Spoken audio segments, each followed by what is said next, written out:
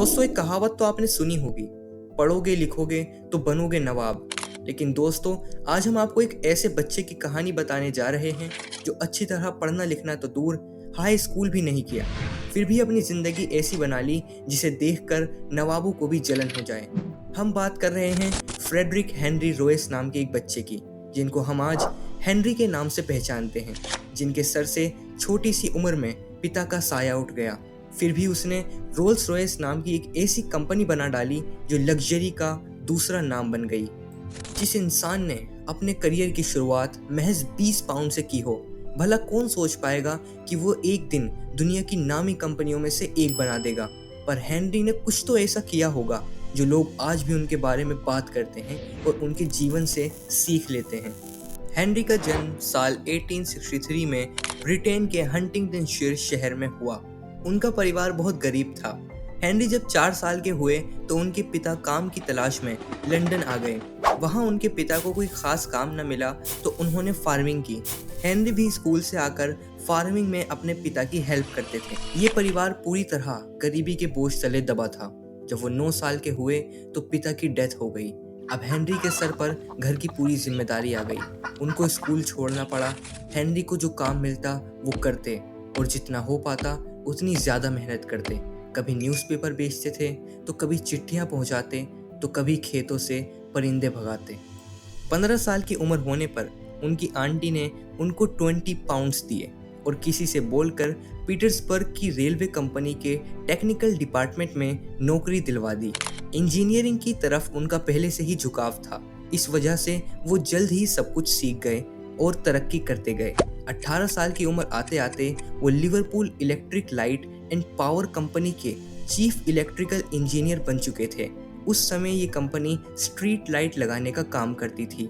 आज हमें street light बहुत मामूली चीज लगती है, पर उस वक्त के हिसाब से ये बहुत बड़ा काम था। हेनरी ने पैसे बचाने शुरू किए और अगले 2 साल बाद यानी 1884 में हेनरी ने मैनचेस्टर में अपने दोस्त के साथ मिलकर अपनी खुद की कंपनी खोली और बिजली से चलने वाली चीज़ें जैसे लैंप वगैरह बनाने लगे। आगे चलकर भारी चीज़ें जैसे क्रेन, डायनामो मोटर भी बनाई जाने लगी। इस कंपनी का नाम था एफ.एच. Royce and company. लेकिन हेनरी का मन इन मशीनों में नहीं बल्कि कार्स में लगता था। वैसे भी अब जर्मनी और अमेरिका से आने वाली मशीनों की वजह से कंपटीशन काफ़ी बढ़ गया था। तब हेनरी ने 1899 में अपनी पहली कार रॉयस 10 बनाई। इस कार को लोगों ने हाथों हाथ लिया। इस कार ने हेनरी को ऑटोमोबाइल इंजीनियर के तौर पर पहचान दिला दी। लेकिन इस कार को बनाने से पहले हेनरी ने खुद एक कार खरीदकर उसकी अच्छी तरह स्टडी की और उसके लूप होल पता लगाए। तब जाकर उन्होंने जो कार उतारी वो ऐसी थी कि बाकी कंपनियों पर भारी पड़ गई। साल 1904 में कहानी में एक मोड़ आता है जब रॉयस की मुलाकात रोल से होती है। यानी हेनरी रॉयस मिलते हैं चार्ल्स रोल से। वो जाने माने रईस और कार्स के शौकीन थे। उनका खुद का एक कार शोरूम भी था, लेकिन वो बाहर से एक्सपोर्ट की गई कार्स की जगह अपने देश में बनी कार्स बेचना चाहते थे, जो कि हेनरी बनाना शुरू कर चुके थे। चार्ल्स तो हेनरी के काम से इतना खुश थे कि उन्होंने तुरंत उनको पार्टनरशिप का ऑफर दे दिया। इस तरह शुरुआत हुई इस आइकॉनिक जोड़ी रोल्स रॉयस की, जो आगे चलकर इतिहास बनाने वाली थी। कंपनी शुरू हुई और अपनी पहली कार सिल्वर गोस्ट मार्केट में उतार दी। ये कार एक मेगा हिट साबित हुई। ये उस समय दुनिया की टॉप लग्जरी कार्स में से एक थी। आपको इसके नाम की एक इंटरेस्टिंग वजह भी बताते चलें। असल में ये कार बहुत कम आवाज़ करती थी, जिससे कोई आपकी तरफ दबे पैर आ रहा हो।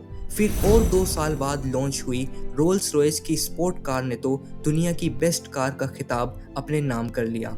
कंपनी तरक्की करती रही, आगे बहुत से मुकाम आने वाले थे, लेकिन चार्ल्स रोल्स की किस्मत में इनको देखना नहीं लिखा था। 1910 में एक प्लेन हादसे में इनकी डेथ हो गई। हेनरी के लिए ये एक बड़ा झटका था, लेकिन उन्होंने सफ़र जारी रखा। हेनरी ऑटोमोबाइल के बाद अब एरो इंजन पर भी काम करने लगे थे। 1914 में कंपनी ने अपना पहला ईगल इंजन बनाया। डिमांड बढ़ी तो इसकी एक अलग यूनिट ही खोल दी। फर्स्ट वर्ल्ड वॉर के दौरान इनके बनाए गए इंजन बहुत से हवाई जहाज़ों में लगाए गए। और तो और जेट इंजन बनाने के लिए भी इन्हीं एरो इंजन ने बुनियाद का काम किया।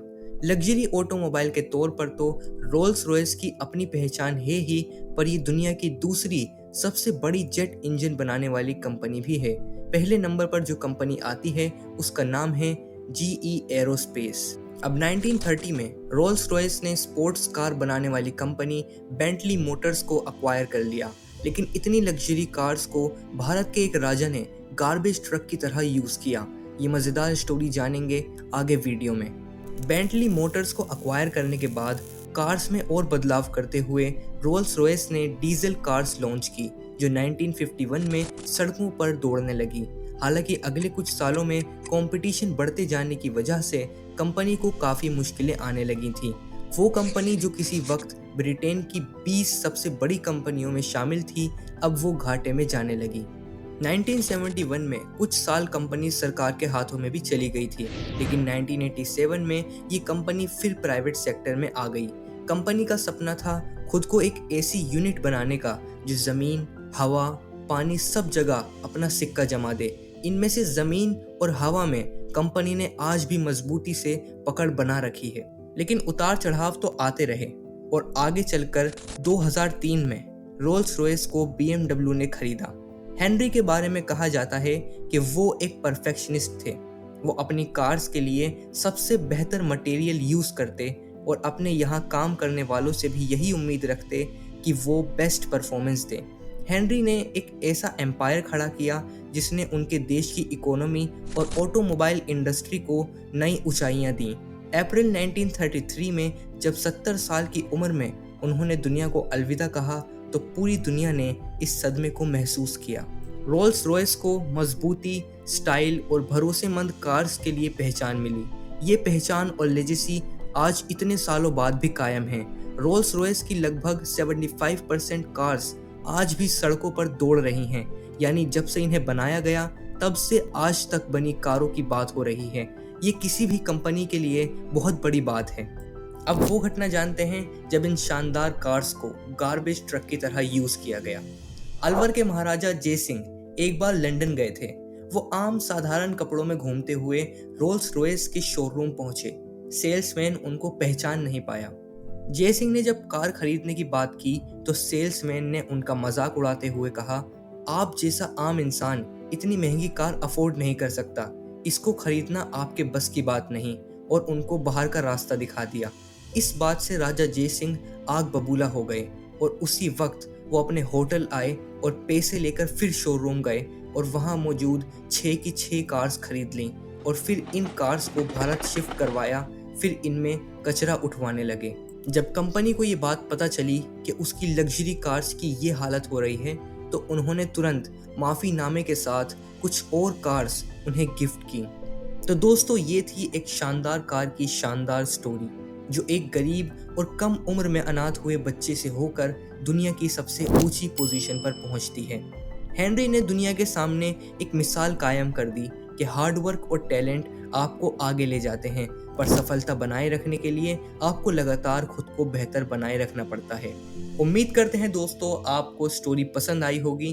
दोस्तों, ऐसी ही एक और मज़ेदार स्टोरी आपको एंड स्क्रीन पर मिल जाएगी, जिसमें खुद को किसी समय बिलियनियर कहे जाने वाले अनिल अंबानी ने कैसे खुद को आज कंगाल कर लिया।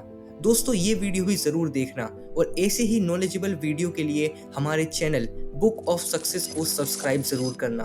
मिलते हैं नेक्स्ट वीडियो में। Thanks for watching.